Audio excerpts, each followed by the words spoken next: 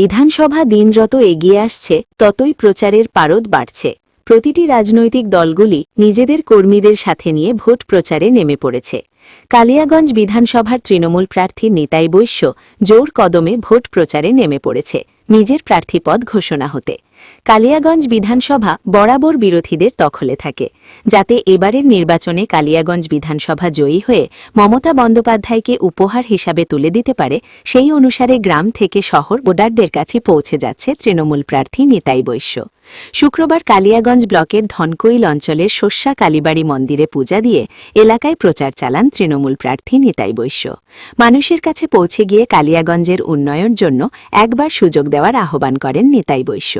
এছাড়া উপস্থিত ছিলেন কালিয়াগঞ্জ পঞ্চায়েত সমিতির সভাপতি হিরণময় সরকার, জেলা পরিষদের নারী শিশু কর্মাধ্যক্ষ লতা সরকার, প্রাক্তন বিধায়ক তপন দেবসিংহ, অঞ্চল সভাপতি সাধন বর্মন, যুব সভাপতি সঞ্জয় বর্মন, প্রধান ধীতি রায় বর্মন, অঞ্চল তপশিলি সভাপতি সঞ্জীব বর্মন। এছাড়া উপস্থিত ছিলেন সানি বাজাজ, সুদীপ বৈশ্য সহ প্রমুখ। তৃণমূল কংগ্রেসের প্রার্থী নিতাই বৈশ্য তিনি প্রচারে গিয়ে যেভাবে প্রথম দিন থেকে সাড়া পাচ্ছেন, তাতে তার বিশ্বাস এবারের নির্বাচনে জনতা জনার্দন তাকে জয়যুক্ত করবে উন্নয়নের লক্ষ্যে। কালিয়াগঞ্জ থেকে বিভাস সাহার রিপোর্ট, মহিষাগ্নি টিভি বাংলা। দেখুন, ধনকল পঞ্চায়েতে আমাদের শ্রী শ্রী দুর্গা মায়ের মন্দির আছে, কালী মায়ের মন্দির আছে, বাবা শিবের মন্দির রয়েছে। আমরা যে কোনো শুভ কাজ এখানে আমরা পুজো দিয়ে শুরু করি। আর শস্যা কালীবাড়ি এটা আমার অন্তরের জায়গা, এখানকার সমস্ত কর্মকাজের সাথে আমি যুক্ত থাকি। শুধু এই জায়গায় নয়, এই ধনকল পঞ্চায়েতের সব বুথ, সেই মানুষজন আমার অত্যন্ত প্রিয়, কারণ তাদের সুখে দুঃখে বিপদে আপদে প্রতিনিয়ত প্রতি সময় তাদের সাথে আমার নিবিড় যোগাযোগ আছে, তাই রেসপন্স তো অবশ্যই পাবো। কতটা সারা মিলবে? না, সারা পাবো না কেন? মানুষের কাজ করেছি আমি পরীক্ষিত, মানুষের সাথে পাশে দীর্ঘদিন থেকে থেকেছি। মানুষ তো জানে যে কোনটা মানুষ কাজের আর কোনটা মানুষকে সবসময় ডাকলে পাওয়া যাবে। সেই জায়গা থেকে নোরাডলি মানুষ কালিয়াগঞ্জের খুব সুন্দর ভালো মানুষ, অবশ্যই কালিয়াগঞ্জের মানুষ আশীর্বাদ করবে আমার প্রতি। বৃহস্পতিবার কাঁচরাপাড়ায় বীজপুর বিধানসভার তৃণমূল কংগ্রেসের প্রার্থী সুবোধ অধিকারী চতুর্থ দিনের জমজমাট জনপ্রচারে পায়ে পা মেলায় সহস্রাধিক তৃণমূল সমর্থক ও কর্মীবৃন্দ। ৫ নম্বর ওয়ার্ডের পৌরপিতা কল্যাণ করের নেতৃত্বে এবং ৫ নম্বর ওয়ার্ডের তৃণমূল কংগ্রেসের উদ্যোগে এই দিনের জনপ্রচারে স্তব্ধ হয়ে যায় বীজপুরের রাজপথ। এদিন ৫ নম্বর ওয়ার্ডের বিভিন্ন এলাকা অলিগলি পায়ে হেঁটেই জনপ্রচার সারেন প্রার্থী সুবোধ অধিকারী। এই এলাকার সমজরিভিলা প্রার্থীকে পুষ্পবৃষ্টির মধ্য দিয়ে ফুলের মালা পরিয়ে অভ্যর্থনা জানান এবং প্রত্যেকে প্রার্থীকে আশীর্বাদ করেন। এদিন সাংবাদিকদের মুখোমুখি হয়ে প্রার্থীর স্যার নিয়ে বলেন, বাংলার মানুষ জবাব দেবে। এদিনের জনসংযোগ কর্মসূচিতে উপস্থিত ছিলেন হালিশহর পৌরসভার উপপৌরপ্রধান হিমানীশ ভট্টাচার্য, স্থানীয় পৌরপিতা কল্যাণ কর, কাঁচরাপাড়া শহর তৃণমূল কংগ্রেসের সভাপতি খোকন তালুকদার, হালিশহর পৌরসভার পৌর পার্ষদ বিশ্বজিৎ পালসহ বহু বিশিষ্ট ব্যক্তিবর্গ। এছাড়াও এই দিন উপস্থিত ছিলেন শ্যামল দে, অমিত সরকার, শিবু মণ্ডল, রিঙ্কু বিশ্বাস, আমুল নন্দী, দীপক সরকার, সুনীল মিত্র, পার্থ ঘোষ, তৃণমূল কংগ্রেসের একাধিক মহিলা সদস্যসহ অন্যান্যরা। এই ওয়ার্ডের স্বতঃস্ফূর্ততা লক্ষ্য করা গেল কর্মীদের মধ্যে। পৌরপিতা কল্যাণ কর জানান, আজকের এই মিছিলে প্রচারের মধ্য দিয়ে আগামী ৪ তারিখ এই এলাকার মানুষ বিজয়ের তিলক পরিয়ে দিয়েছে। প্রতিদিন ২৪ ঘন্টা মানুষের সাথে থাকি, এটা চতুর্থ দিন বলে কিছু নেই, ৩২৫ দিন ২৪ ঘন্টা। আমাদের মাননীয় মুখ্যমন্ত্রী মমতা বন্দ্যোপাধ্যায় সরকারি প্রকল্পের মাধ্যমে যারা জনপ্রতিনিধি আছেন, কাউন্সিলর থেকে শুরু করে চেয়ারম্যান থেকে শুরু করে এমএলএ এমপি থেকে শুরু করে সকলে যখন মানুষের সেবা থাকে, ঠিক তৃণমূল কংগ্রেসের ভারতবর্ষে এক সামাজিক রাজনৈতিক দল সকল স্তরের শ্রমিকরা, মাদার থেকে মহিলা থেকে শুরু করে যুব থেকে শুরু করে ট্রেড ইউনিয়ন থেকে শুরু করে ছাত্র থেকে শুরু করে সকলেই ৩৬৫ দিন ২৪ ঘন্টা মানুষ সেবা থাকে। না, সেটা তো কেউ নিজে একা ঠিক করতে পারে না, এটা মানুষ জনতা জনার্দন দেবতা ঠিক করে। যারা এরকম কথা বলে তারা মানুষের সঙ্গে ডিটাচ আছে, তাহলে মানুষকে জানে না, মানুষ শেষ কথা বলে। আর আমি আপনাদের বলে রাখি, ভেদাভেদের রাজনীতি বিজেপি করে, তৃণমূল কংগ্রেস করে না।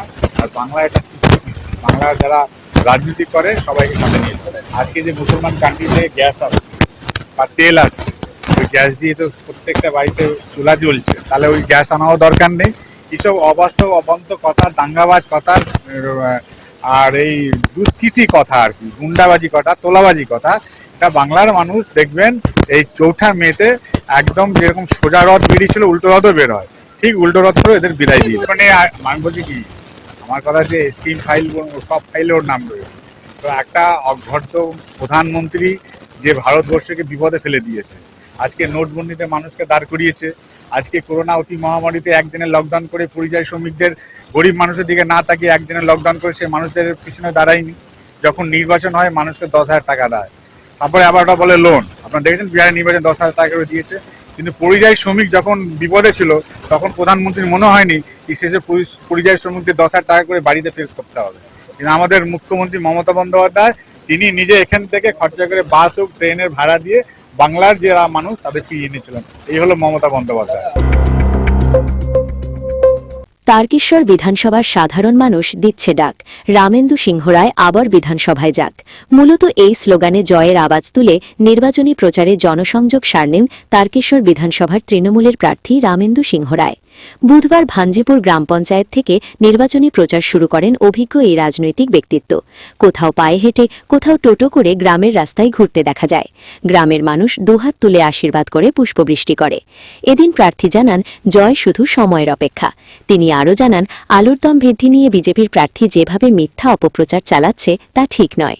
বিগত 5টা বছর 365 দিন প্রতি বছরে মানুষের পাশে থাকি এবং এই ভঞ্জিপুর অঞ্চলের প্রতিটি পাড়ায় অন্তত 10-15 বার করে বিভিন্ন অনুষ্ঠানে মানুষের সুখ দুঃখে এসে উপস্থিত হয়েছে। তাই সমস্ত মানুষ আমাকে চেনে, তাদের ঘরের ছেলে মনে করে। তাই তারা আজকের প্রচারেতে স্বতঃস্ফূর্তভাবে বেরিয়ে এসে কেউ পুষ্পবৃষ্টি করছে, কেউ মিষ্টিমুখ করাচ্ছে, কেউ মালা পরাচ্ছে, কেউ জয় বাংলা বলছে, কেউ মমতাদির জয় বলছে, কেউ অভিষেক বন্দ্যোপাধ্যায়ের জয় বলছে। এটা স্বাভাবিক ঘটনা, কারণ এটা হবার ছিল, হচ্ছে। এটা গোটা বাংলাতেই হবে। আর বিজেপির যে প্রার্থী আলু নিয়ে বলছে, নিশ্চিতভাবে এবারে আলুর দাম কম। আমিও একজন আলু চাষি এবং আমার পৈতৃক জমি অনেকটা বেশি। 40 বিঘা জমিতে আলু চাষ প্রত্যেকবারে করি। এবারেও 40 বিঘা জমিতে আলু চাষ করেছি। ঠিক আছে, কম দাম, আমাদের উৎপাদন খরচ যেটা, সেটা আমাদের উঠছে না। এটা আমরা কষ্টের মধ্যে আছি। কিন্তু বাংলার মুখ্যমন্ত্রী আমাদের মতন চাষিদেরকে বা আপামর চাষিদের এই 15 বছর তিনি তার স্নেহের আঁচলের তলায় রেখেছেন। কৃষক বন্ধু, আমাদের কৃষিকার্যে যে আধুনিক যন্ত্রপাতি 10% থেকে 50% সাবসিডিতে তিনি দেন। এছাড়া বিমার যে প্রিমিয়ামটা, এটা সম্পূর্ণভাবে রাজ্য সরকার দেয়। মার্জিন মানুষ ঠিক করে দেবে। প্রচারে এসেছেন, মানুষের ঢল নেবে, যেটা তো দেখতে পাচ্ছেন। সুতরাং এই মানুষরাই মার্জিন ঠিক করে দেবে। জিতবো নিশ্চিত, এটা আমি বলে দিচ্ছি। আর উন্নয়ন, মমতা বন্দ্যোপাধ্যায় 2011 সালে একটা কথা বলেছিলেন, বদলানো। কেন বলেছিলেন? কারণ বিগত 34 বছর যে বামফ্রন্ট ছিল, 52,726 জন মানুষ রাজনৈতিকভাবে খুন হয়ে গেছে। যদি সেদিন মমতা বন্দ্যোপাধ্যায় কথা না বলতেন, তাহলে যে মায়ের স্মৃতির সিঁদুর মুছে গেছে, যে বোনের স্মৃতির সিঁদুর মুছে গেছে, যে বাবা কোল শূন্য হয়ে গেছে, যে মায়ের কোল শূন্য হয়ে গেছে, তারা রাস্তায় নামতো প্রতিশোধ নিতে। মমতা বন্দ্যোপাধ্যায়ের ওই একটা কথাতেই সমস্ত দুঃখ কষ্ট বুকে চেপে রেখে মানুষ মেনে নিয়েছে। আর মমতা বন্দ্যোপাধ্যায় কথা দিয়েছিলেন যে বাংলার প্রতিটি ঘরে ঘরে আমার উন্নয়ন পৌঁছাবে এবং বাংলাকে ভারতবর্ষের শ্রেষ্ঠ জায়গায় নিয়ে যাব। আজকে আপনারা বাংলার প্রতিটি প্রান্তরে ছড়িয়ে পড়ুন, এমন একটা বাড়ি খুঁজে যদি এনে দিতে পারেন যেখানে মমতা বন্দ্যোপাধ্যায়ের এই 95টা সামাজিক প্রকল্পের কোনো একটাও ঢোকেনি, এমন একটা বাড়িও খুঁজে পাবেন না। তিনি তার কথা রেখেছেন। এবং শুধু ভারতবর্ষ নয়, পৃথিবীতে অন্যান্য যে রাষ্ট্র আছে, সেই রাষ্ট্রের মধ্যে 3টি বিভাগে তিনি সর্বোচ্চ খেতাব পেয়েছেন কন্যাশ্রী। এই যে আজকে এখানে যে সাংবাদিকরা এসেছেন, এনারাও লেখাপড়া করেছেন, এনারাও কন্যাশ্রীতে ভূষিত হয়েছেন, এটা আমি নিশ্চিত। তাই মমতা বন্দ্যোপাধ্যায় এমন একজন নেত্রী, তিনি বাংলার প্রতিটি মানুষে, প্রতিটি ঘরে উন্নয়ন পৌঁছে দিয়েছেন। উন্নয়নে ভোট হবে, বিজেপি ভোটার বাদ দিতে চাইছে। আমরা ইতিহাসে পড়েছি, রাজা মরলে রাজার ছেলে রাজত্ব পায়। গণতান্ত্রিক দেশে মানুষ ভোট দিয়ে প্রধানমন্ত্রী মুখ্যমন্ত্রী ঠিক করে, আর ভারতবর্ষের এই প্রধানমন্ত্রী মানুষকে বাদ দিয়ে ভোট করে জিততে চাইছে। সুতরাং এটা বাংলা, বাংলার মাটি, এখান দুর্জয় ঘাটি, এখানে এটা পারবে না। বিধানসভা নির্বাচনের আগে ভোটার তালিকায় ডিলিট হয়ে যাওয়া ভোটাররা নাম তুলতে পারবেন কিনা সেই আতঙ্কে গোটা গ্রাম। ইলেকশন কমিশনের বিরুদ্ধে ষড়যন্ত্রের অভিযোগ তুলে বিক্ষোভে গ্রামবাসীরা। ঘটনাটি ঘটেছে বসিরহাট উত্তর বিধানসভা এলাকার ২ নম্বর ব্লকের বেগনপুর বিবিপুর গ্রাম পঞ্চায়েতের বুনোরাটি এলাকার ২ নম্বর বুথ ও পার্শ্ববর্তী বড়গোবরা এলাকার ৩ নম্বর বুথের। বুনোরাটি গ্রামের ২ নম্বর বুথের ভোটার তালিকা থেকে বাদ পড়া ভোটাররা রাস্তা অবরোধ করে বিক্ষোভ দেখায়। বিক্ষোভকারীদের দাবি, বিজেপি নির্বাচন কমিশনকে ব্যবহার করে বেছে বেছে এলাকার বৈধ ভোটারদের নাম বাদ দেওয়া হয়েছে। অবলম্বে তাদের ভোটাধিকার ফিরিয়ে দেওয়া হোক, না হলে এলাকার স্কুলে ভোটের বুথ করতে দেবেন না বলেও জানান বিক্ষোভকারীরা। বিষয়টি নিয়ে এলাকার আতঙ্কিত ভোটাররা বিএলওর কাছে দরবার করলেও মেলেনি কোনো আশ্বাসের বাণী।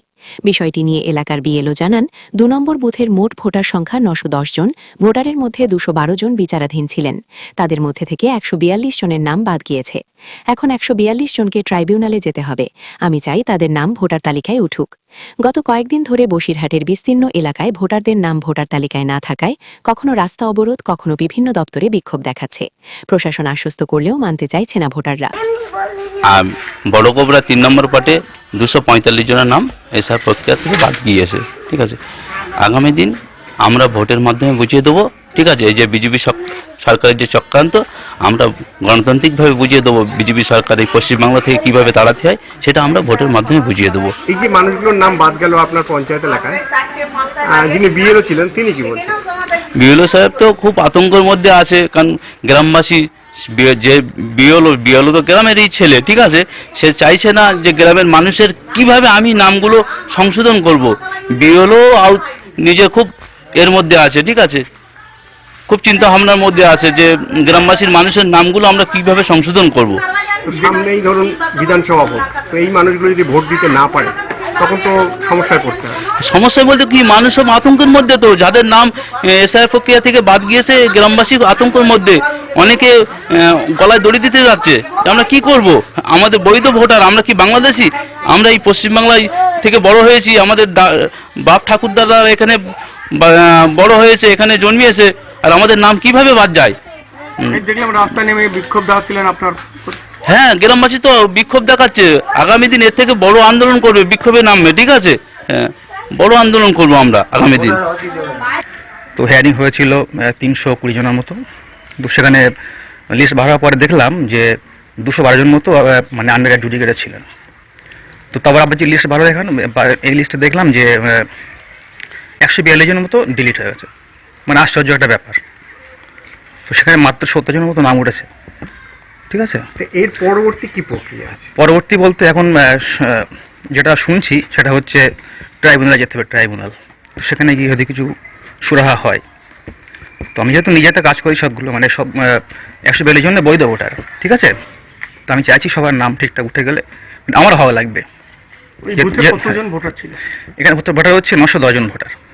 তো এই যে ১৪২ জনের নাম বাদ গেল, ধরুন ট্রাইব্যুনালে তারা যাবে, হ্যাঁ, এই যে প্রক্রিয়াটা, এই যে সামনে বিধানসভা ভোট, এই প্রক্রিয়া কি সম্পন্ন হবে বলে মনে করেন তার মধ্যে? এখন এটা তো সঠিক মানে বলা যাচ্ছে না, তবে যেটা মানে উচিত সমস্ত বৈধ ভোটারকে নাম তুলে নিয়ে তারপরে মানে নির্বাচন প্রক্রিয়া অংশগ্রহণ করা দরকার। ২০০২ সালে আমার বাবার ভোটার লিস্টে নাম আছে, আমার বাবারও ফেরত এসছে। বলেন, এর জন্য আমরা খুব অসুবিধায় পড়ে যাচ্ছি, খুব আতঙ্কের ভেতরে আছি যে এরপরে ভোটের পরে কি হবে। ভোটের আগে যদি সংশোধন না হয় তাহলে আমাদের কি হবে? আমাদের এই বুনাহাটি 2 নম্বর বুথে প্রায় 142 জনের নাম বাদ এসছে, আর পাশে 255 জনের নাম বাদ এসছে। বলেন এইসব ভোটারগুলোর জন্য কি হবে? কি চাইছেন? আমরা চাইছি এইগুলো ভোটের আগে সংশোধন করে দিলে সব থেকে ভালো হয়, কেন সব কিছুই বৈধ ভোটার। এখানে একখানাও ভোটার, কেন 2002 সালে সবার বেশিরভাগ লোকের বাবার নাম আছে, তার ঠাকুরদা, তার সবার জমির পর্চাও আছে, সব দিয়ে জমা দিয়েছি। তা সত্ত্বেও যিনি বিএলও ছিলেন তার কাছে গিয়েছিলেন? তার কাছেও গিয়েছি, তিনি কি বলছেন? তিনি বলছেন সংশোধন হয়ে যাবে বলে আবার এই জমা দিয়ে আসলাম, কিন্তু তাও কিছু হলো না, ফের ফেরত এসছে। আজকে যখন আপনি জানতে পারলেন যে আপনার নাম বাতিল হয়ে গেছে, তখন বিএলওর কাছে গিয়েছিলেন? তখন আর যাওয়া হয়নি। উনি বললো যে পরে এতে নাকি অনলাইনে ফর্ম ফিল আপ করলে নাকি সংশোধন হয়ে যাবে, এটা আশ্বাস দিয়েছে আমাদের। সংশোধন করে ভোট না দিতে পারেন কি করবেন? কি করবো, আমরা রাস্তায় দাঁড়িয়ে বিক্ষোভ করবো সবাই, এছাড়া তো আমাদের অন্য কোনো রাস্তা নেই। আমাদের পুলিশ প্রশাসনে আমাদের কোনো একটা ব্যবস্থা করে দিন, আইনের পথে আমাদের কাগজপত্রের সমস্যার সমাধান করে দিন। বৃহস্পতিবার সকালেই তিনি পৌঁছে যান আমলানি গ্রাম পঞ্চায়েতের তালপুকুর বাজারে। জনসংযোগের পাশাপাশি সাধারণ মানুষের সঙ্গে সরাসরি কথা বলে নিজের পরিচিতি বাড়ানোর চেষ্টা করেন তৃণমূল প্রার্থী। বাজারে আসা ক্রেতা ও বিক্রেতাদের সঙ্গে একান্ত আলাপচারিতায় তিনি এলাকার সমস্যা, চাহিদা এবং উন্নয়ন নিয়ে মতামত শোনেন। স্থানীয়দের সঙ্গে এই সরাসরি যোগাযোগকে তিনি অত্যন্ত গুরুত্বপূর্ণ বলে মনে করছেন। তার কথায় মানুষের আশীর্বাদ এবং সমর্থনই তার মূল শক্তি। এই কর্মসূচিতে তার সঙ্গে উপস্থিত ছিলেন তৃণমূলের হাসনাবাদ 2 ব্লক সভাপতি এসকেন্দার গাজী, যুব সভাপতি আসলাম গাজী এবং মাখালগাছা গ্রাম পঞ্চায়েতের কনভেনার মুকুল মণ্ডল সহ একাধিক নেতৃত্ব। ফলে প্রচারী সংগঠনের শক্তিও স্পষ্টভাবে ফুটে ওঠে। তবে প্রতিদ্বন্দ্বিতা যতই কঠিন হোক, জয়ের ব্যাপারে আত্মবিশ্বাসী তৌসিফুর রহমান। তিনি জানান, মানুষের সঙ্গে সরাসরি যোগাযোগই আমার সবচেয়ে বড় ভরসা। এলাকার উন্নয়নের জন্য তৃণমূল যে উন্নয়নের কাজ করেছে তার ভিত্তিতে মানুষ আনাও আমাদের আশীর্বাদ করবেন বলে আমি নিশ্চিত। নির্বাচনের দিন যত এগিয়ে আসছে ততই স্পষ্ট হচ্ছে বসিরহাট উত্তরে লড়াই হবে হাড্ডাহাড্ডি, আর সেই লড়াইয়ে শেষ হাসি কি হাসবেন সেটাই এখন দেখার। দল আমাকে একটা সুযোগ দিয়েছে, মমতা বন্দ্যোপাধ্যায় অভিষেক বর্ষে একটা ভরসা রেখেছে। আমার একদমই চাপ নেই। চাপ কেন নেই? আমাদের প্রকল্প কাছে চলে গেছে, ঠিক আছে, আরও যাবে। তো এই ইলেকশন নিয়ে বেশি আমার চাপ নেই। হ্যাঁ, এই এসআইআর নিয়ে একটা চক্রান্ত হয়েছে, আমরা জানতাম। অভিষেক বন্দ্যোপাধ্যায় ডে 1 থেকে বলছে কি আমাদের কাজ করতে হবে, মাঠে নামতে হবে। এসআইআর নিয়ে আমরা জানতাম, কিন্তু আপনাকে একটা কথা বলে দিই, শেষ কথা, কিছু হবে না, কিচ্ছু হবে না। আমরা ওটাকেও নিয়েও কিন্তু জিতবো ইনশাআল্লাহ। আর বেশি বক্তব্য দিয়ে লাভ হবে না, কিচ্ছু লাভ হবে না। আমাদের সাথে পুরো আমার লিডারশিপ, উত্তর বসিরহাটে পুরো মানুষ আমাদের সাথে। কেন আমরা 365 দিন ওনার সাথে থাকতাম, তাহলে বেশি চাপ নেই। ঠিক আছে, আশীর্বাদ আছে, দোয়া আছে, আমরা এগিয়ে যাব। আর কথা করে লাভ নেই। দেখুন, আমার নাম অমিত শাহ বা নরেন্দ্র মোদী নয়। আমি দিল কি বাত, মন কি বাত করে কিচ্ছু হবে না। আমি কাজের কথা করব, ঠিক আছে, মন দিয়ে করব। আর 4 মে পরে আমি বলবো আমি কি কাজ করতে চাইছি। আমি প্রার্থীকে চিনি না, চিনতে যাই না। আমি বেস্ট অফ লাক বলবো, ওনার যা ইচ্ছা উনি করুন, এটা আমাদের কিছু করার নেই। আমাদের সাথে আসলাম ভাই আছে, লিটন দা আছে, রনিদা আছে, সবাই আছে আমাদের সাথে, ঠিক আছে। আমার চিন্তা নেই, একদমই চিন্তা নেই। ভালো ভালো কথা করবেন, পজিটিভ কোয়েশ্চেন করুন আমার সাথে। কত মার্জিন নিয়ে জিতবো, কত মার্জিন নিয়ে আসলাম ভাই একটু বলবেন? আর মানুষের একটা কথা শুনবেন, হ্যাঁ। উত্তর 24 পরগনার হিঙ্গলগঞ্জের বোলতলা এলাকার বাসিন্দা তরফান গাজী এক অনন্য রাজনৈতিক জীবনের সাক্ষী। 1988 সালে মাত্র 2 টাকা দিয়ে ভারতীয় জনতা পার্টির সদস্যপদ গ্রহণ করেছিলেন তিনি। তারপর থেকে দীর্ঘ সময় ধরে দলীয় আদর্শে অটল থেকেছেন। একসময় চুটিয়ে রাজনীতি করলেও বর্তমানে তার বয়স প্রায় 80 ছুঁই। অভাব অনটনের মধ্যেই কাটছে দিনযাপন। একচিলতে ঘর, দরমার বেড়া, বাড়িতে নেই বিদ্যুৎ সংযোগ, নেই রান্নার গ্যাসের ব্যবস্থাও। তিনি একবার বিজেপির প্রার্থীও হয়েছিলেন বসিরহাট থেকে।